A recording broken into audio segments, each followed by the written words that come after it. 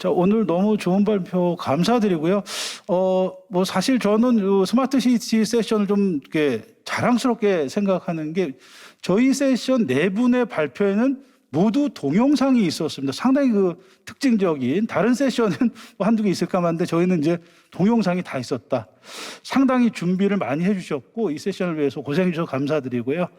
저 한번 오늘 발표하신 거에 대해서 저희가 한번 같이 논의를 좀 해보려고 합니다.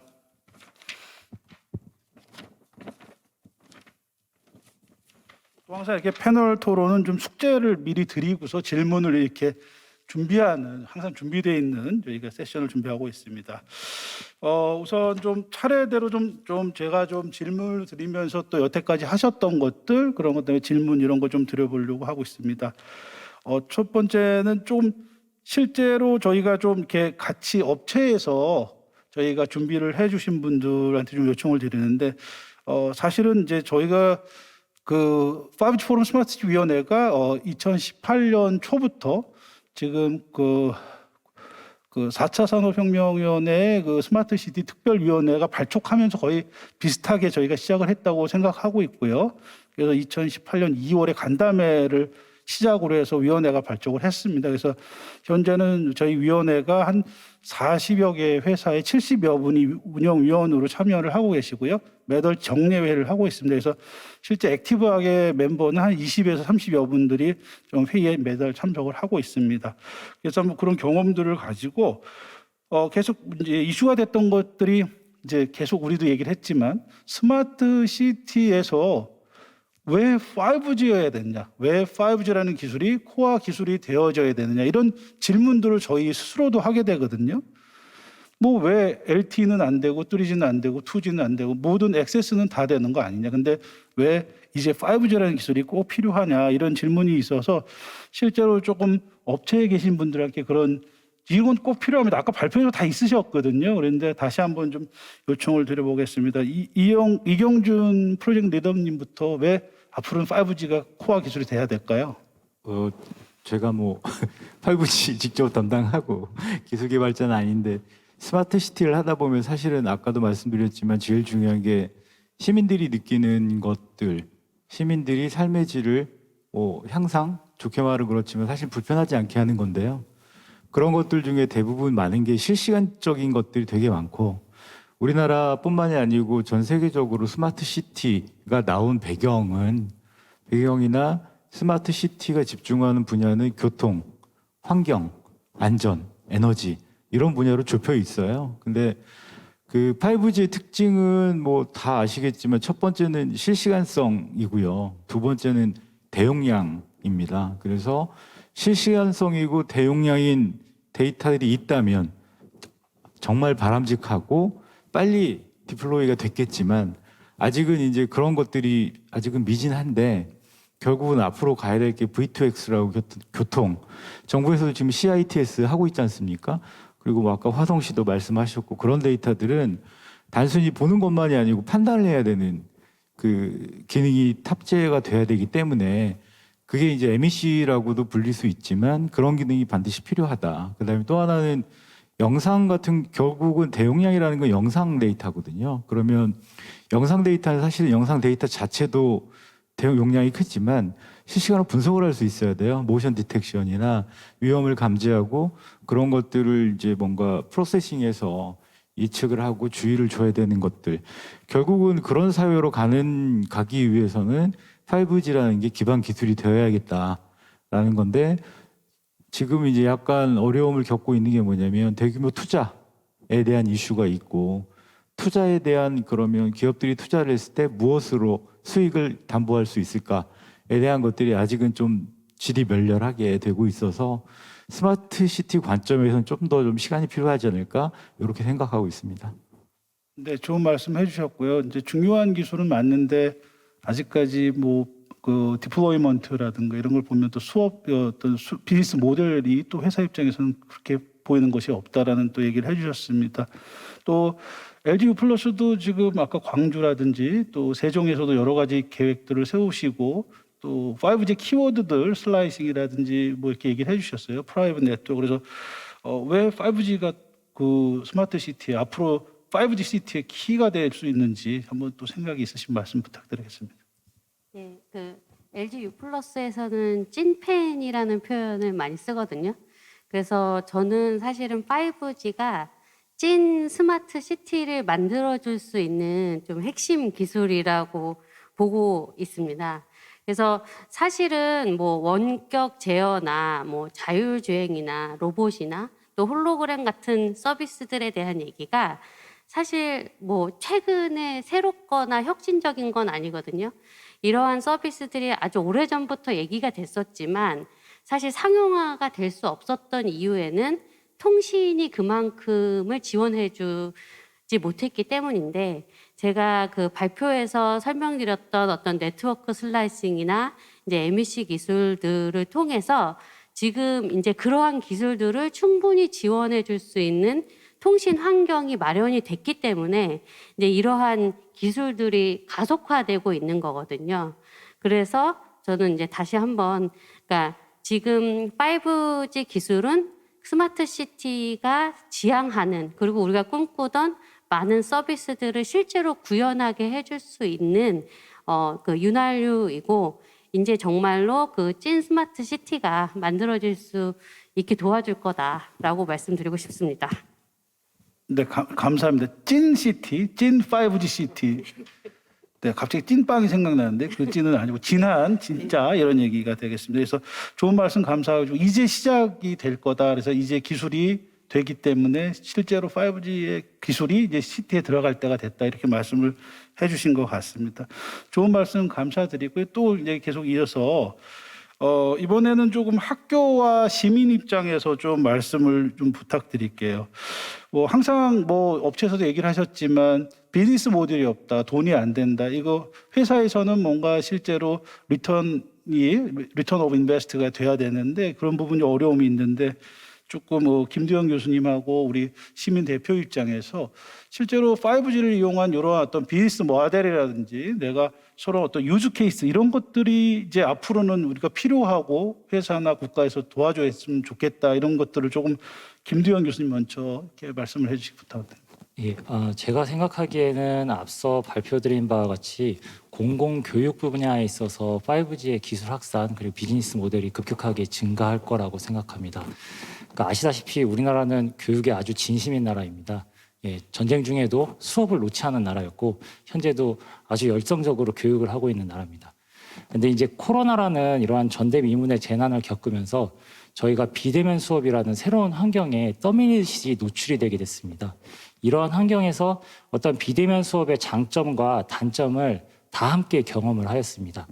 이 비대면 수업이라는 게 시간과 공간의 제약을 뛰어넘어서 양질의 교육을 할 수 있다는 건 분명 좋은 사실인데 대신 학생과 교수 간의 소통의 단절 그리고 수업의 몰입감의 저하라는 심각한 문제를 역시 함께 가지고 있습니다. 이러한 현상은 결국 현재 그 학력의 저하라는 형태로 교육 현장에서 체감하고 있는 것이 사실입니다. 이러한 비대면 교육의 장점을 극대화하기 위해서는 앞서 말씀드린 이러한 단점들이 반드시 해결되어야 할 것입니다. 이럴 때 5G MEC 기술을 이용한 실감형 교육 콘텐츠는 이러한 소통과 몰입감을 해소할 수 있는 아주 좋은 대안이 될 것이라고 생각합니다. 예, 이상입니다. 네, 감사드리고요. 그 실제 저도 아주대학교 학교에 있는데 이제 이슈가 되는 게 어떤 비대면 수업에 의한 어떤 교육 효과의 어떤 떨어짐 이런 것들이 이슈가 많이 되고 있고요.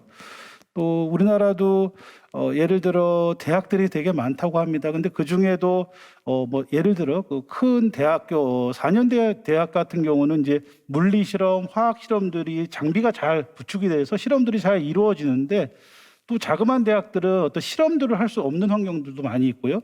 특히 뭐 반도체 실험이라든지 공정 실험 이런 것들이 있어서 그런 부분에서 사실은 저희가 조금 리얼타임으로 실제 실감형 메타버스 교육 형태 이런 것들을 활용한다면 그것들이 다양한 형태 우리나라도 마찬가지고 또 우리나라가 예를 들어서 동남아라든지 아프리카라든지 아까도 잠깐 얘기를 했는데 요새는 외국에 또 이렇게 한국어를 배우고 싶은 사람들이 많다고 그러네요. 문화 이런 것 때문에. 그래서 이런 부분에서도 좀 저희가 같이 할 수 있지 않나 그런 생각을 좀 해봤고요. 그래서 교육 쪽에서 활용을 할 수 있을 것 같다는 말씀을 해주신 것 같습니다.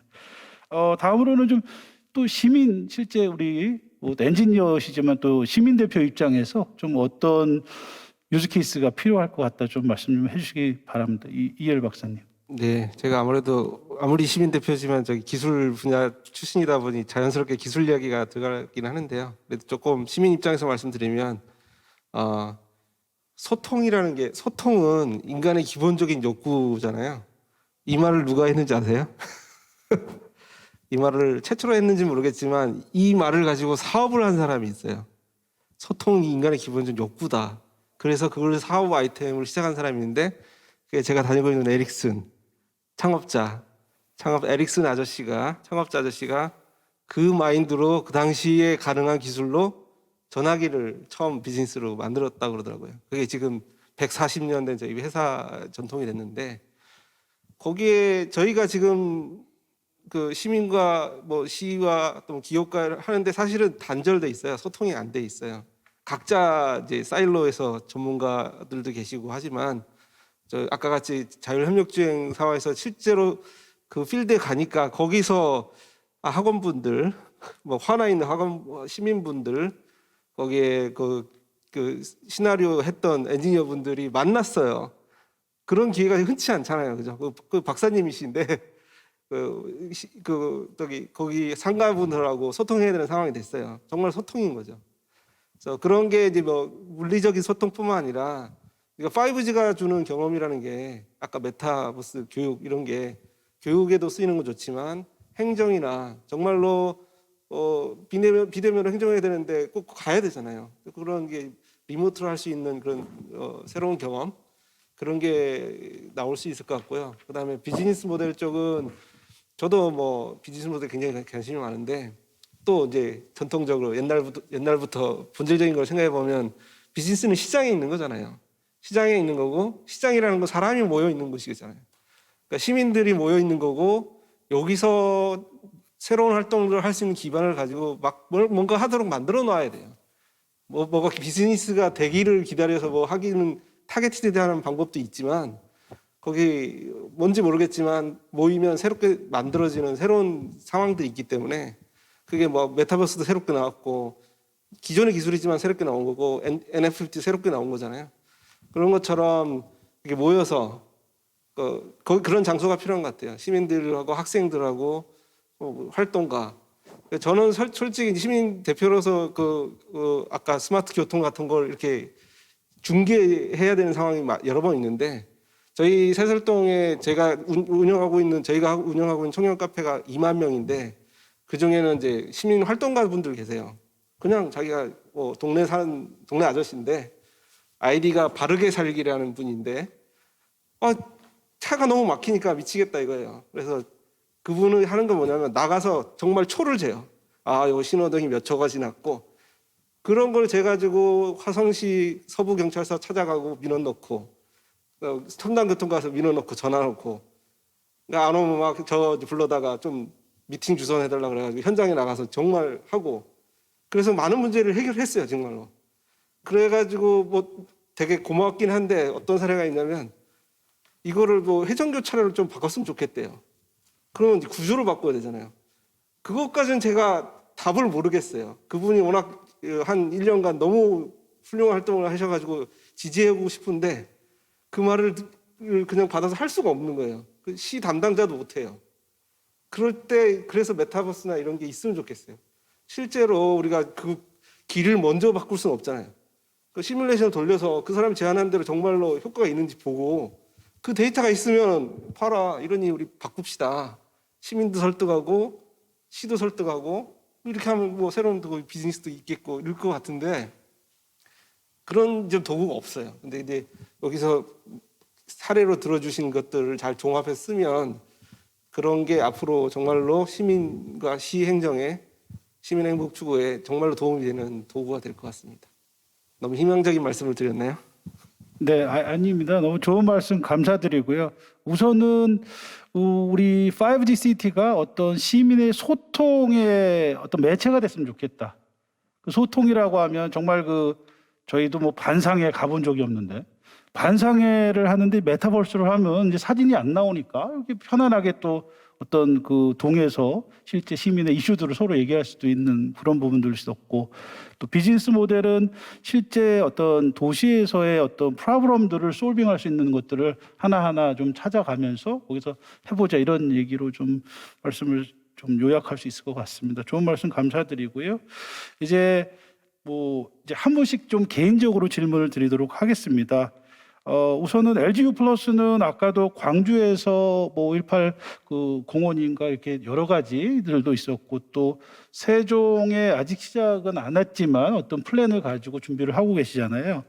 그래서는 지자체 또는 세종 국가 시범도시 이런 사업을 하고 이제 하려고 하시는데, 가장 어려운 문제 사실 좀 말씀을 해주셨지만 다시 한번 좀 하시면서 지자체의 어려움 또는 어떤 정부에서의 어떤 이런 건 좀 도와주셨으면 하는데, 이런 부분들이 있으시면 좀 허심탄회하게 얘기를 해주시면, 저희가 포럼이기 때문에 이게 상관이 없거든요. 근데 그렇다고 이게 또 무슨 LGU 플러스를 대변하시는 거 아니거든요. 그러니까 편안하게 얘기를 해주셔도 좋을 것 같습니다. 예, 발표 자료나 지금 말씀해 주신 것처럼 지금 정부에서는 국가 시범도시로 세종과 부산 사업을 추진 중에 있고, 그 중에 하나로 이제 세종에서 저희가 유일한 통신사로 이제 어떤 혁신적인 네트워크망이라는 거는 스마트시티에서 보고, 또 어떻게 구축했을 때 최적으로 어떤 스마트 서비스들을 이제 지원할 수 있을지에 대한 고민이 계속 진행 중인데요. 이러한 과정이 지금 초창기임에도 불구하고 사실 이제 여러 가지 저희가 생각하지 못했던 문제들이 발생을 하고 있습니다.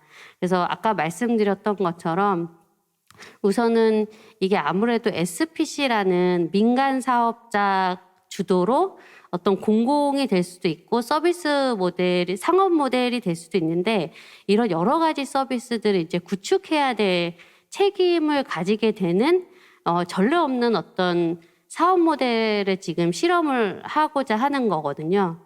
그러다 보니까 이게 과거에는 너무나 명확하게 공공 서비스라고 생각했던 부분들이 이제 민간 주도의 서비스 모델로 구축이 되면서 어떤 비용을 어떻게 처리해야 되고, 또 이거에 대한 수익성은 충분히 있는 건인지, 그리고 이러한 서비스들을 공공이 아닌 민간이 중심으로 해서 구축할 수 있는 권한이나 어떤 제도 기반이 마련되어 있는지에 대한 고민도 하게 되고, 또 이 과정에서 사실 이제 행복청이나 세종시나 국토부나 LH나 또 니아나 굉장히 이해관계자가 많기 때문에 같이 이제 합의를 만들어야 되다 보니까 또 이제 그런 거에서 시간이 좀 걸리는 문제가 있고요. 또 이제 U+ 같은 경우는 통신사다 보니 사실은 이제 네트워크를 구축하는 기술적인 것에 전문성이 있지, 어떤 서비스를 기획하고 또 어떤 재무 모델에 대해서 고민을 하고 이런 부분에 대해서는 아직 역량적으로 부족한 부분들이 많은데, 지금 단계에서는 사실은 이게 기획 단계에 있다 보니까 오히려 그런 역량들이 많이 필요하다는 좀 문제점들이 있고, 이제 이런 문제들이 힘들지만 개척자라는 생각을 가지고 하나씩 풀어가기 위해서 노력 중에 있습니다. 네, 좋은 말씀 너무 감사드리고요. 여기 지금 멘트가 나왔습니다. 얘기를 할 때는 카메라를 봐줘라, 이렇게 와서 이제 카메라를 보고 얘기를 하도록 하겠습니다. 우선은 너무 중요한 말씀을 하셨던 것 같습니다. 지금 세종, 부산, 에코델타시티 큰 그림을 가지고 그 그린필드에서 from the scratch 아무것도 없는 데서 이제 만들겠다고 큰 꿈을 가지고 다부처 사업으로 시작한 사업인 것 같습니다. 그래서 지금 SPC를 선정을 하는 단계고 여러 가지 시작을 하고 있는데, 너무 어려움이 많다는 말씀 중에 하나가 이제 다부처 사업이고요. 거기에 규제 샌드박스라는 걸 만들어서 뭔가 거기서 해보겠다고 하는데 그조차도 지금 뭔가 잘 풀리지 않고 있는 현재 단계인 것 같아서 아마 답답한 심정을 말씀하신 것 같고, 또 어떻게 보면은 저희는 이제 기술적인 통신 기술적인 입장에서 보면 국토부의 어떤 인프라의 일부로 보기 때문에 통신보다는 전체 그림에서의 어떤 행정적인 운영적인 것이 커서 기술적인 입장에서 조금 어려움이 있다 이런 말씀을 좀 하셨던 것 같습니다. 그래서 저희도 한 3년 같이 이제 5G 포럼에서 스마트 시티를 하면서 느낀 부분들이, 아니 그 5G 기술은 전 세계에 저희가 가장 그래도 미국보다 하루 먼저 해서 전 세계 1등으로 서비스를 시작을 했거든요. 그렇다면 이 5G 기술을 스마트 시티에 녹여서 유즈 케이스를 만든다면 전 세계에 저희가 빠르게 움직여서 그거를 정말 국제화할 수도 있고, 그 뭐 여러 가지 교차 실증을 하는 여러 가지 케이스들이 있는데, 지금 이렇게 보면은 한 2, 3년 사이에 뒤지고 있는 느낌들이, 우리가 시작할 때는 빨랐던 느낌이 있는데 이제 와서 보면은 뭐 화웨이라든지 에릭슨이라든지 외국에서는 벌써 여러 가지 형태도 프라이빗 네트워크를 활용한 시티라든지 여러 가지들이 있다. 그래서 조금 저희가 조금 너무 그런 면에서 늦어지고 있는 느낌이 들어서 조금 더 다시 한번 좀 그런, 저 공감하는 입장에서 좀 빠르게 저희가 뭔가 진행을 해 보여줄 수 있는 것들이 됐으면 좋겠다. 그다음에 좀 원스톱으로 해결해 줬으면 좋겠다. 이 다부축들이 서로 막 저기 가세요, 저기서 허락받고 오세요 이러다 보면 뭐 1년 가는 거거든요. 그래서 그런 원스톱으로 해결할 수 있는 부분이라든지 좀 이런 부분들을 조금 좀 말씀을 해주신 것 같아요. 그래서 국가 시범도시도 했으면 빨리 진행이 돼야 되는데 좀 계속 지금 뭔가 딜레이가 되고 있거든요. 근데 외국에서는 그런 거 없고 바르게 막 그냥 하지 않습니까? 그래서 이런 것들이 기회를 이제 놓치지 않나라는 좀 아쉬움도 있고, 네, 카메라를 또 안 보고 있네요. 네, 그래서 좀 다시 한번 좀 격양됐지만 좀 컴다운하면서 이렇게 빨리 저희가 좀 할 시기다라는 얘기를 해주신 것 같습니다. 네, 뭐 다음으로는 참 저희가 또 오늘 새롭게 모신 거는 이제 5G 캠퍼스, 스마트 저 안 쓰려고 합니다. 이제 5G 캠퍼스, 5G라는 기술을 캠퍼스에서 녹여서 이제 해보자는 이제 취지에서 우리가 이제 해군 사관학교 김두영 교수님 모셨는데요. 지금 이제 해군 사관학교에서 지금 활용을 하는데, 이게 좀 해군 또는 뭐 육군, 공군으로의 군으로의 확대 또는 뭐 여러 사관학교로는 당연히 확대가 될 것 같고, 그래서 그런 이 5G 캠퍼스의 어떤 확대 가능성 뭐 이런 것들을 어떻게 생각하시는지 조금 이야기해 주시기 바랍니다. 네, 먼저 간단하게 말씀드리면은 이미 확대는 시작되고 있고 앞으로도 더 많이 확대될 거라고 말씀드릴 수 있을 것 같습니다. 특히 각 군에 대한 확대 관련돼서는 2010년도 초반부터 각 군 사관학교가 독자적으로 스마트 캠퍼스를 추진을 하고 있었습니다. 그러다 이제 19년도에 들어오면서 해군사관학교가 그 실증 사업이라든지 선도 사업을 하게 되면서 20년도 들어서 국방부에서 중점 과제로 선정을 하게 됐습니다. 그래서 올해부터는 각군 사관학교가 별도로 스마트 캠퍼스 업무를 추진하는 것이 아니라 서로 상호 간의 긴밀한 소통을 통해서 함께 추진할 수 있는 방안을 식별해서 같이 나아가려고 시도 중에 있습니다. 그래서 앞으로 향후에는 각군 사관학교가 공통적으로 구현해야 될 부분, 예를 들어서 5G 인프라나 아니면 기본적인 학사 일정 체계에 대해서는 사관학교가 함께 개발을 하고, 그리고 각군 사관학교의 특수한 어떠한 기능들, 예를 들어서 아까 발표 때 저희가 보여드렸던 뭐 엔진이라든지 추진 체계는 뭐 해군에 특성화되는 거니까 회사에서 개발하는 식으로 그렇게 스마트 캠퍼스를 구축하려고 현재 많은 노력을 기울이고 있습니다. 그리고 일반적인 군 교육 훈련 분야에서도 현재 지금 확대를 하려고 많은 노력을 하고 있습니다. 실질적으로 해군 교육사에서도 그 승조원들의 정비 능력을 향상하기 위해서 VR 기반의 그 장비 정비 체계의 교육 시스템 등을 제작을 하였고, 특히나 이러한 MEC 기술이 더 결합이 된다면은 이 MEC 기술의 특성상 몰입감을 더욱더 극대화할 수 있기 때문에 그 교육 훈련 분야에 있어서 실제 가지 않고서도 현장에서 실제 장비를 가지고 훈련할 수 있는 효과를 내므로써 교육 효과를 더욱더 크게 느낄 수 있는 그런 시스템을 구축할 수 있을 거라고 생각합니다. 이상입니다. 네, 좋은 말씀 감사드리고요. 우선 이미 벌써 확대를 하고 있다. 해군뿐만 아니라 뭐 다른 사관학교하고도 그런 것들을 확대를 하고 있고, 군으로도 이제 군에서도 또 교육하는 부분들이 있으면 충분히 확대 가능하다 얘기해 주셨고요. 한 가지 이제 재원을 그러면 국방부 쪽에도 계속 얘기를 해주시고, 그럼 우리 또 과기정통부에도 얘기를 해주셔서 이게 같은 사업을 만들어서 우리 KT가 하셨다면 그 플랫폼들이 계속 확장돼서 나갈 수 있도록 하고 또 뭐 SKT, LG 플러스도 참여하면서 그런 것들이 좀 같이 조금 더 이렇게 생태계가 조성이 됐으면 그런 생각을 가지게 됩니다. 좋은 말씀 감사드리고요. 또 이제 우리 이경중 PN님이 너무 조용하셔가지고 좀 기가 죽어 있으신 것 같아서 또 질문 드리도록 하겠습니다.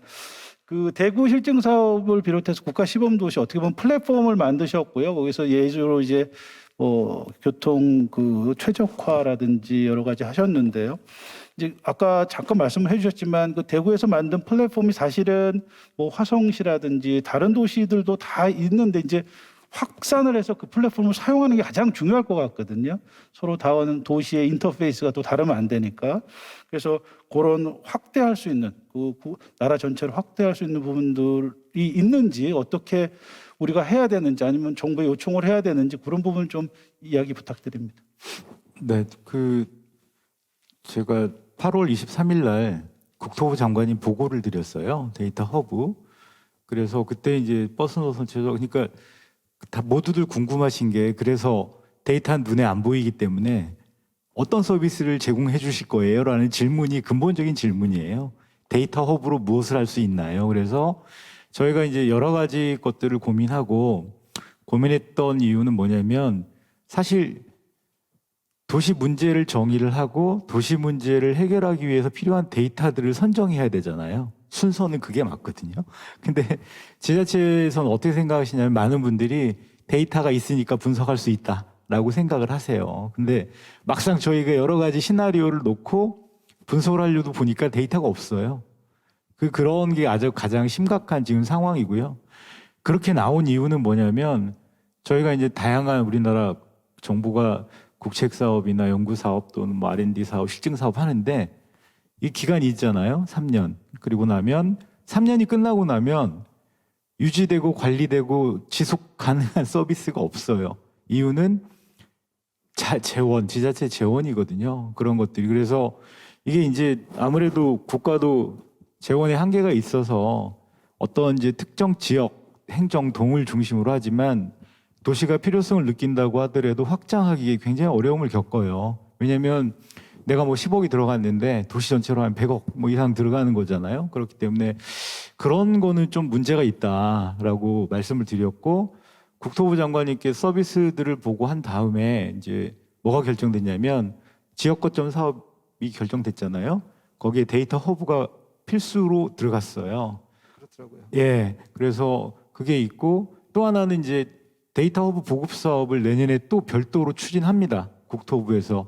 그 이유는 뭐냐면 지금 아까 앞에 말씀드렸던 것처럼 뭔가 많이 하는데 데이터가 수집되고 관리되지 않는다라는 걸 인식을 많이 하셨어요. 그래서 데이터 허브 보급 사업도 아마 전국 지자체를 대상으로 좀 야심차게 추진하려고 하고 계세요. 그래서 그런 얘기들은 제가 이제 4차 위원회를 통해서 말씀을 드렸고 그런 것들 이전에는 이제 일단 뭐가 해야 되냐면 이게 지속이 돼야 되는데 지속이 안 되는 이유가 뭐 아까 이제 LG에서도 말씀하셨지만 조금 더 노골적으로 말씀을 드리면 지자체 분들이 너무 많이 바뀌세요. 담당자들이.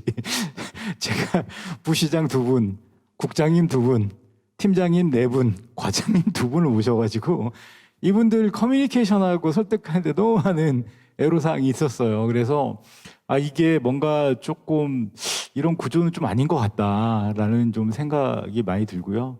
그다음에 저희 데이터 허브를 가지고 제가 전국 광역시하고 서울 주변의 도시들은 다 미팅을 했어요. 그랬는데 그분들의 그 대답은 똑같아요. 하고 싶다. 근데 재원이 없다.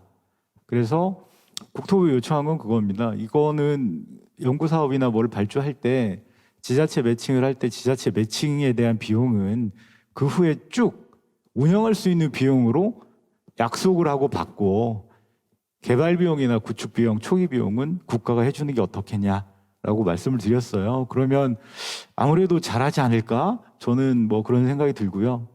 스마트 시티 관점에서 보면 우리나라는 참 대단한 나라라고 생각하는 게 그 차양막 있잖아요. 여름에 그 햇빛 가리게 건널목에 거의 1년 만에 전국 지자체가 다 해요.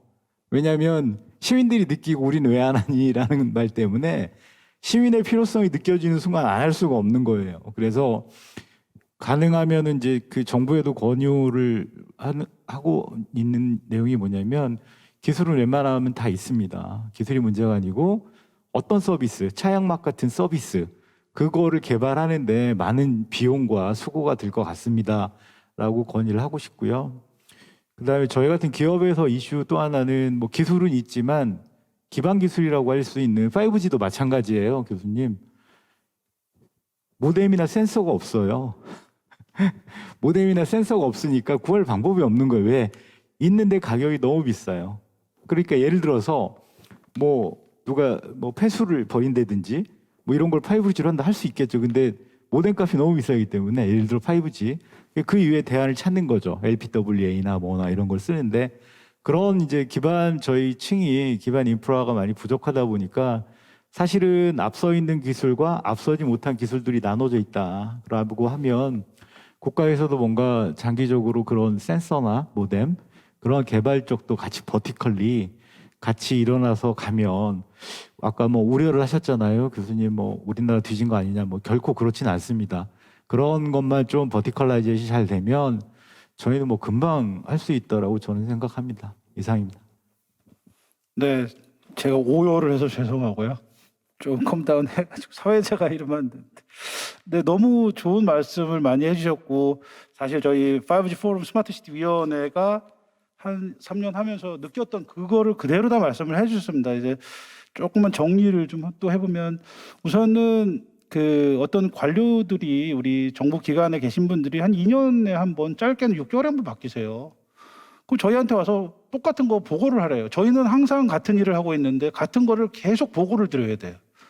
처음부터 세팅이 다시 되는 거고요. 근데 뭐 다른 쪽 부처를 좀 보면 뭐 우주 사업이라든가 다른 데 좀 보면 중장기 로드맵이 있고 예산이 그렇게 태워져 있습니다. 그래서 쭉 예산이 있고 거기에 이제 세부적으로 바뀔 수 있는데 여기는 그냥 매년 그냥 예산, 단타성 과제 가장 문제거든요. 그리고 또 뭔가 책임을 지기 어려우니까 아주 소액의 단타성 과제예요. 이거 간접비 떼고 나고 못 떼고 나면 실제 할 수 있는 건 없어요. 근데 데모는 또 보여야 돼요. 그러니까 이게 그거는 이제 저희가 우리 장관님하고 간담회하고 할 때도 다 말씀을 드렸습니다. 그래서 아셔서 아마 조금 개선이 많이 되고 있지 않을까. 그래서 조금 이제 단타성보다는 좀 롱텀으로 할 수 있는 과제가 필요하고 또 저희가 화성시도 가서 얘기를 들어봤을 때 모든 지자체가 다 하고 싶은데 우리 지자체는 요거밖에는 돈이 없습니다. 정부에서 이만큼만 내주면 같이 해보고 싶어요. 이런 것들 정말 다 듣는 얘기, 너무 공감되는 얘기였었고요. 또 한 가지는 오케이 그러면은 캐펙스를 받아서 뭔가 깔았어요. 운영은 어떻게 할 거예요? 그리고 이게 뭔가 시스템이 업그레이드 되면 어떻게 할 겁니까? 이런 얘기들도 계속 저희가 같이 나누면서 고민되는 얘기였던 것 같습니다. 그 다음에 또 한 가지 말씀해 주셨던 거는 이제 데이터가 이제 모여져서 그걸 활용을 해야 되는데 아직 덜 모여졌다 이런 얘기도 데이터 댐 얘기 이런 것도 좀 해주신 것 같고요. 그래서 저희도 하나 느낀 것들이 이제 애트리랑 실증 과제를 같이 했었습니다. 이제 3년 정도 했었는데 애트리도 5G 모뎀이 없는데 어떻게 5G를 해요? 이런 얘기를 하면서 정말 기술 검증 자체가 너무 어려웠던 것. 화성시에도 저희가 가면서 느꼈던 게 그 우리 자율주행 하는데 이게 5G 성능이 막 그때 너무 달아드는 거죠. 교통이 양이 많으면 너무 안 좋아지고 또 해서 뭐 이게 성능이 어려움이 있었다. 그러니까 모듈 문제 이런 것들도 조금 저희가 해결을 해야 되는 문제라고 얘기를 해주신 것 같습니다. 네, 너무 좋은 말씀 감사드리고요. 그다음에 마지막으로 좀 개인적으로 질문드린 거는 아까 좀 대충 말씀을 좀 해주셨는데요.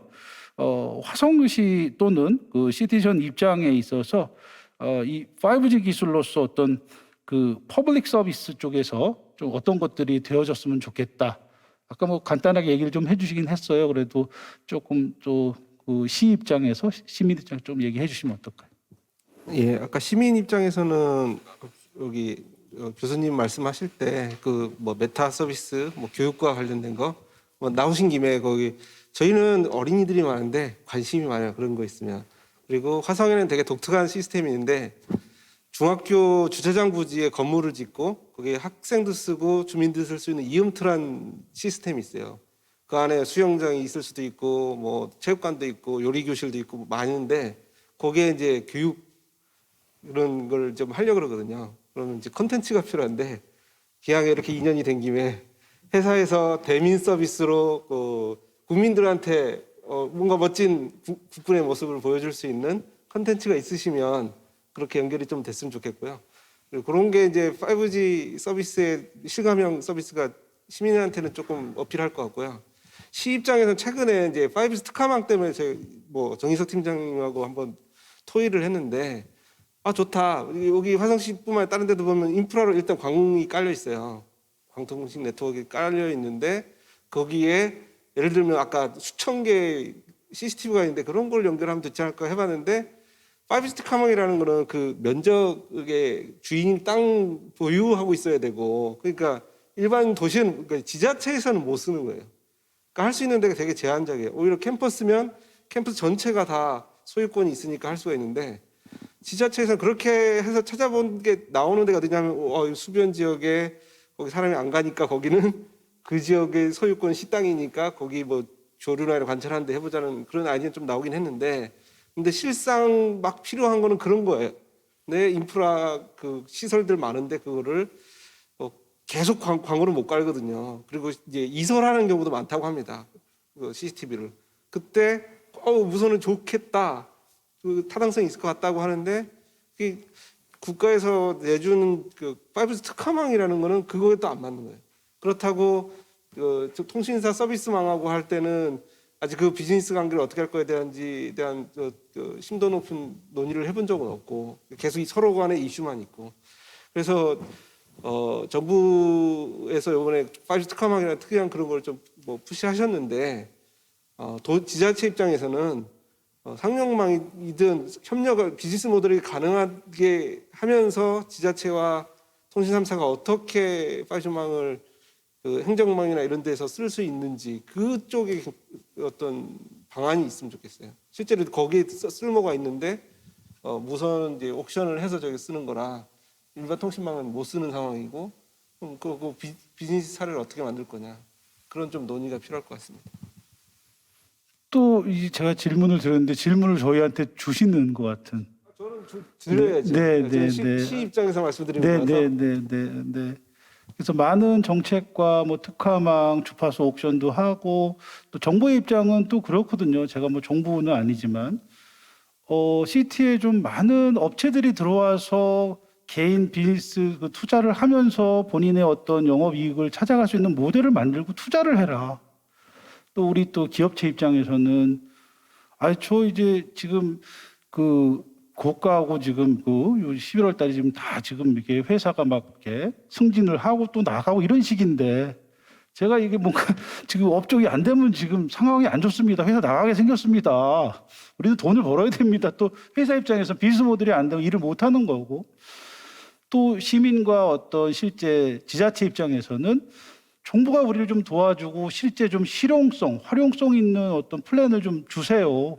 이런 서로 다른 요구 사항들이 지금 이렇게 맞물려 있는 느낌이 들거든요. 지금 얘기를 이렇게 들어보니까 그래서 좀 이거를 어디서 해결을 해야 되는지 우리 4차 산업혁명위원회에 좀 제가 위원이시니까 좀 꼭 부탁을 드리고 이게 거기서 해결을 해주셔야 되지 않나 이게. 너무 핑퐁하는 것 같은 상황이 됐네요. 우선은 뭐 하여간 저희 패널 디스커션은 이런 것들이 좋은 거죠. 오픈돼서 이슈를 얘기를 하고 또 같이 고민을 할 수 있고 하나씩 풀어갈 수 있는 게 좋은 것 같습니다. 이제 저희가 그래서 이제 뭐 시간도 많이 됐고요. 좀 큰 그냥 지금 얘기했던 거를 조금 서머리하는 단계에서 조금 전체 한 분씩 제가 조금 얘기를 드리도록 하겠습니다. 그래서 우선은 뭐 기업체에 계신 분은 기업체 입장에서 아까 얘기했던 거 정리를 해주셔도 좋고요. 또 학교 입장도 좋고 군 입장도 좋고 시민 입장도 좋고요. 그래서 이 5G 시티라는 것이 실제로 저는 이제 5G 시티 그래서 사실은 뭐 제가 들은 얘기로는 이제 과기정통부에서 이제 5G 시티에 관련된 어떤 사업들도 준비를 하고 있다라는 얘기를 얼핏 들었습니다. 그래서 사실은 뭐 다부처 사업을 해서 이렇게 하는 것도 좋지만 왜 그러냐면 유럽 같은 경우는 실제 예전에 5G 시티라는 프로젝트가 따로 있지 않았습니까? 그 당시에는 이제 5G 기술 자체가 나오기 이전에 액세스는 그냥 LTE로 가더라도 그 뒷단에서 네트워크 슬라이스라든지 모든 걸 준비하고 액세스 단이 붙으면 그거는 이제 뭔가 10메가가 100메가가 되든 1기가 되면 바뀌는 거니까 이런 것들을 준비를 좀 하는 과제들이 항상 있거든요. 그 위성도 뭐 5G 셋이라고 해서 5G 위성이 붙은 과제들도 있었고, 그래서 뭐 아까도 그 이용준 PM님 말씀하셨는데 데이터가 없으니까 못할 수도 있지만 우리가 데이터가 생길 때 할 수 있는 거 미리 서비스는 만들어 놓고 지금 작은 데이터로도 이렇게 돌려볼 수 있지 않을까 그런 생각도 했는데요. 그래서 조금 회사 입장, 학교 입장, 시민의 입장에서 이 실제로 이제 앞으로 이 5G가 우리에게 어떤 5G 시티에서 할 수 있는 일들이 무엇이 좀 있을까 조금 한마디씩 정리하는 그런 말씀을 좀 부탁드리겠습니다. 그러면 저 이경준 프로젝트 리더님부터. 글쎄 뭐 저는 일단 개인적인 먼저 말씀을 드리면 지금까지 한 5년 이거 하면서 느낀 게 공부를 많이 해야겠구나를 느꼈어요. 제가 전자공학 출신이고 컴퓨터공학도 석사를 했지만 제일 문제가 내가 안 변하는구나. 옛날에서 새로운 것들이 막 들어오고 바꿔가야 되는데 데이터 공부를 많이 하고 있어요. 이 말씀 드리는 이유는 뭐 업체나 이런 걸 떠나서 저희 특히 이제 그 의사결정자들에게는 SF 영화를 못 보게 해야 되지 않을까 뭐 이런 생각이 들어요. 뭘 하면 다 된다고 생각하세요. 알고리즘 하나를 개발하면 AI 다 되는 거 아니야? 왜 안 돼? 자동으로 뭐 이거를 설명한 100시간도 넘었던 것 같아요. 그런 설명해드리는 게 그게 뭐냐면 이제 잘 모르시니까 그런 얘기도 하지만 내가 변화해야 된다. 이게 세상이 정말 데이터 기반으로 가자라고 얘기를 하는데 자기 스스로는 안 변하는 거죠. 그래서 가장 중요한 게 그런 거가 변하고 있기 때문에 나도 준비를 하고 공부를 좀 해나가야 된다는 자세가 없으면 계속 영원한 숙제일 것 같아요. 이게 왜 과거의 사례와 지금의 사례가 왜 달라지고 너무 정신없고 하는 것들을 못 받아들이는 것 같고 그게 어찌 보면 당연한 것 같아요. 그래서 당분간 그런 일들이 생기는 건데 결국은 교육의 중요성이라는 게 굉장히 필요하다고 생각해요. 디지털라이제이션이라고 하잖아요. 디지털 전환이 돼야 되는데 사실은 말은 되게 좋은데 시민들이나 공무원들이나 심지어 업체에 있는 분들도 그거가 정말 무슨 말인지 잘 모르시는 분들이 많아요. 그래서 이게 뭔가 기술 개발, 연구 개발 이런 것도 좋은데 그런 것들이 같이 병행이 됐으면 우리는 아까도 말씀드렸잖아요. 훨씬 빠르게 정말 잘할 거라고 저는 생각해요. 다만 아까 말씀하신 예산의 집행이 너무 쫀쫀발이 죄송합니다. 너무 아무튼 작게 책정이 되다 편안하게 해주세요. 편안하게. 이렇게 되고 어떤 실정용 이런 거라기보다는 뭔가 장기적이고 크게 가더라도 교육을 같이 병행하면서 가야 이게 순차적으로 이루어지는 거지 한 번에 될 수는 없잖아요. 그래서 뭐 학계에서도 하시고 시민 의견도 주시는데 저희들 모두가 나도 변해야 되겠구나라는 생각을 갖는 게 가장 중요한 자세가 아닐까 그렇게 생각합니다. 감사합니다. 네, 갑자기 또 이렇게 강하게 나가시다가 끝에 이렇게 겸손하게 나부터 공부하자라는 그렇게 얘기를 해주시네요. 너무 좋은 말씀 감사드리고요. 똑같은 느낌 들고 사실은 저희가 많은 사업들을 정부에서도 하고 하는데 사실 홍보도 많이 부족하거든요. 사실은요. 그래서 5G 그런 생각이 드네요. 저희 5G 우리 TV 보면 이 통신 3사도 잘못을 하시죠. 모든 게 될 것처럼 5G가 되면 뭔가 다 이렇게 뭐 그렇죠. 이게 뭐 이렇게 햅스 떠가지고 뭐가 뭐 이렇게 태풍 부는데 햅스가 떠가지고 뭐 이렇게 KT에 안 나오셨네. 뭐 이런 것도 있고 다 그러는데 누가 질문을 하더라고요. 그래서 이제 5G 시작할 때 5G는 한마디로 뭐라고 생각하십니까? 그래서 그분 기자님의 질문은 그거예요.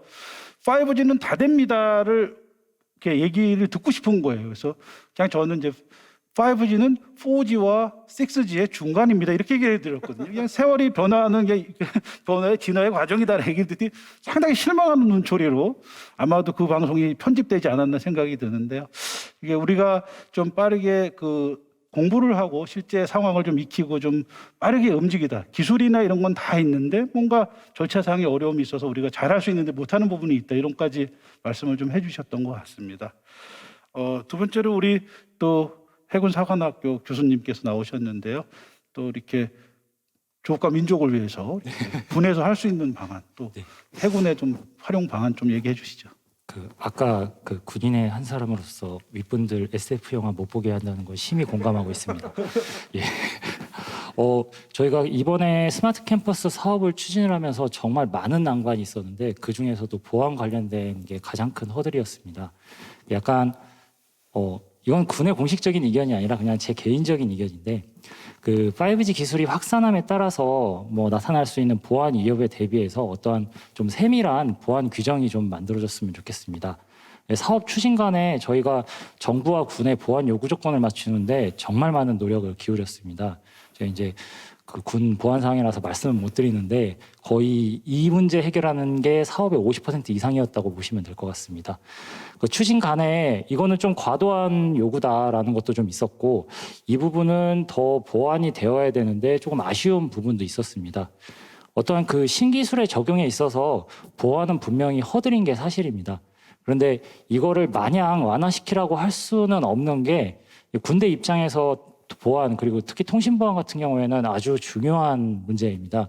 특히나 5G 네트워크 같은 경우에는 소통되는 데이터량이 기존보다 훨씬 많고 훨씬 빠르게 이동하기 때문에 누출될 경우 보다 더 치명적인 영향을 초래할 수 있습니다. 스마트 시티 관점에서도 스마트 시티에서 소통되는 데이터들은 국민 생활에 더욱더 밀접한 데이터이기 때문에 누출됐을 경우 더 위험하다고 생각합니다.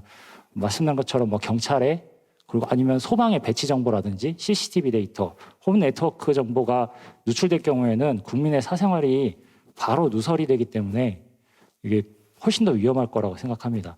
그래서 이제 제안드리고 싶은 거는 정부와 뭐 군이나 이런 곳에서 어떠한 기술의 이점은 최대한 누릴 수 있으면서도 국민들이 안전하게 이 네트워크를 사용할 수 있는 그런 보안 정책을 좀 마련해 주셨으면 좋겠습니다.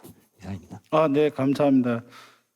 저희가 좀 빠뜨린 부분을 딱 짚어주셨네요. 이 CT에서는 프라이버시 이슈가 상당히 많습니다. CCTV의 개인적인 이슈라든지 뭐 이런 것들이 사실 데이터들의 가장 문제가 됐던 것들이 이제 보안 이슈인데요. 그래서 보안 문제를 보완을 하자. 상당히 발음이 비슷하긴 했는데요. 그래서 좀 정책적으로 군 또는 어떤 시민에 대한 데이터에 대한 보안, 그다음에 보안 이런 것들을 좀 보충을 했으면 좋겠다. 네, 좋은 말씀 감사드립니다. 다음으로는 우리 또 박사님, 책임님 뭐 회사 입장에서 좀 엊그저께 또 인사 발표가 나왔다는 얘기도 있고 좀 뒤숭숭하긴 한데 그래도 좀 좋은 말씀 한번 부탁드리겠습니다. 예, 우선은 전 두 가지 정도 말씀드리고 싶은데 먼저 이희열 박사님께서 언급하셨던 5G 특화망에 대한 문제는 사실 이제 기대감을 가지고 활용성이 되게 높을 거라고 생각을 했는데 생각보다 규제가 많아서 사실 세종이나 부산에서도 그 전용망을 구축함에 있어서 이제 특화망을 쓸 것인지 아니면 이통사의 네트워크를 써야 될지에 대한 고민이 많거든요. 그래서 특화망 같은 경우에는 그 지역적인 제한이 있을 뿐만이 아니라 그 망을 가지고 실제 새로운 사업을 만들거나 서비스를 할 수가 없는 구조예요. 그래서 그 부분에 대해서 좀 검토가 됐으면 좋겠다는 말씀을 드리고 싶고, 두 번째는 오늘 행사는 아무래도 5G에 관심이 많으신 분들이 오셨기 때문에 저희가 5G 기반의 서비스에 대해서 많이 얘기를 하지만 지자체 분들과 만나서 스마트 서비스에 대해서 아이디에이션을 할 때는 사실 통신은 당연히 있는 거라고 좀 생각을 하고 어떤 투자를 하거나 기본 서비스로 고민해야 될 요소로 좀 많이 생각하지 않으시는 경우를 많이 보거든요.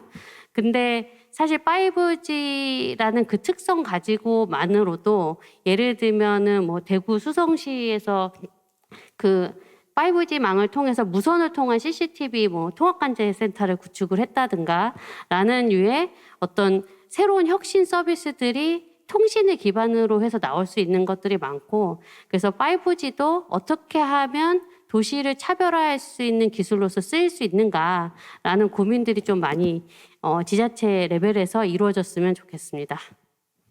네, 하여간 감사드립니다. 그래서 뭐 스마트 시티도 좋지만 정말 저희는 이제 5G이기 때문에 5G 시티가 필요하다라는 얘기로 다시 한번 들리거든요. 그래서 전체 시티를 다 할 수 있지만 5G로 할 수 있는 일들만 모아서 그것만 하나씩 해 나가도 실제로 큰 어떤 비즈니스 모델 사업화도 가능할 수 있겠다. 큰 틀에서 인프라의 일부가 돼서 정말 이거 당연히 되는 거 아니야? 이게 왜 문제가 되라고 하면 저희가 할 말이 없거든요, 지금. 그래서 여러 가지 어떤 큰 의미에서 그런 얘기를 정리해 주신 것 같습니다. 그렇게 말씀을 해 주셨고요. 다음 마지막으로 네, 이열 박사님 뭐 네, 저는 부탁드립니다. 요걸 말씀드리고 싶어요. 저희가 과거 5G 막 개발하던 시절에 표준 개발하던 시절에 5 포럼에서 한의우 과제를 추진한 적이 있었어요. 그러면 이제 양 국가의 그 기술 R&D의 관리의 체계가 다른 것 때문에 생기는 문제가 있었는데 그러니까 여기는 당연시 되는데 저기는 당연하지 않는 그런 게 두 가지 포인트가 있었거든요. 하나는 통합적으로 관리하는 걸 과제로 해준다는 거. 그래서 저희가 큰 과제가 있고 한 세부 과제가 움직이기로 돼 있는데 우리는 그렇게 안 돼 있거든요. 그거 하고 또 하나는 그다음에 항상 과제 안에 20%의 비용은 자기가 그 국가의 돈을 썼으니까 오픈하는데 공개하고 공유하는데 시간과 돈을 쓰는 거에 20%를 무조건 이상 쓰게 규정이 돼 있어요. 그러니까 저희가 아까 홍보가 미약하다라는 부분이 그런 게 저 약한 것 같고요. 그리고 5G 시티 이제 과제를 했을 때 한 가지 도출해야 될 과제 아이템으로 제안드리고 싶은 거는 제가 또 스웨덴 기업이라 말씀드리는데 드라이브 스웨덴이라는 프로젝트가 있어요. 그 아까 그 자율주행차 관련된 프로젝트인데 10년 과제고 거기에는 과제 안에 정책을 개발하도록 거기 이슈가 되는 법이 뭔지 그런 거를 도출하고 개선하는 거를 제안하도록 하는 것 자체가 과제에 포함되어 있어요.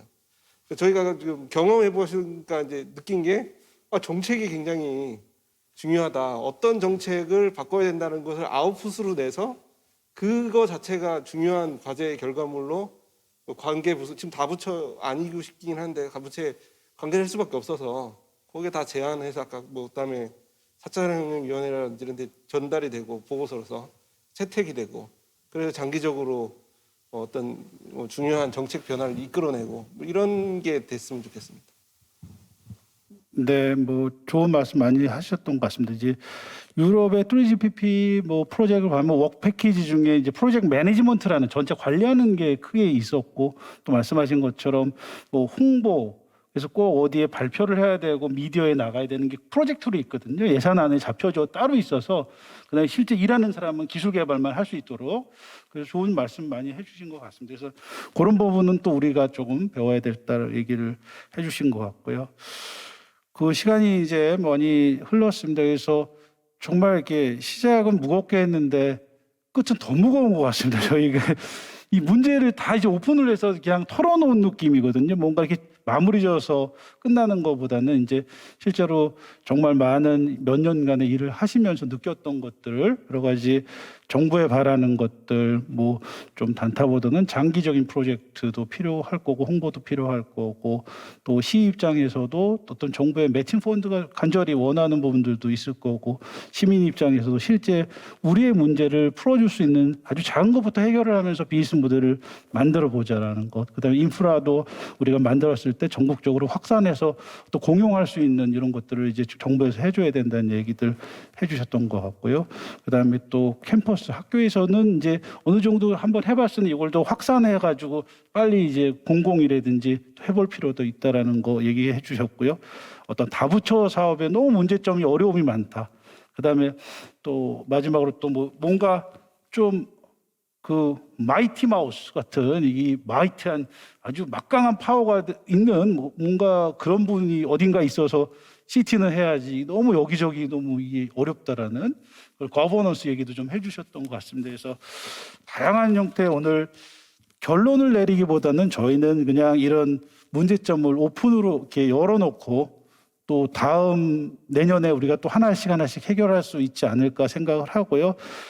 다시 한번 이 패널 토의에 참석해 주신 여러분 감사드리고 이제 5G CT는 이제 시작이다. 저도 5G 폰을 올해 처음 샀거든요, 사실. 2년 전에 서비스 했다고 하는데 저도 올해 처음 사서 이제 5G 시티는 이제 시작이다. 이제 여러분들이 할 게 많고 저희들이 이런 걸 할 준비가 되어 있습니다. 기회를 주시면 저희가 최고로 빨리 잘 할 수 있습니다. 이런 말씀을 드리면서 다시 한번 패널 디스커션 나온 여러분께 감사드리고 오늘 패널 토의 여기서 마치도록 하겠습니다. 감사합니다. 감사합니다.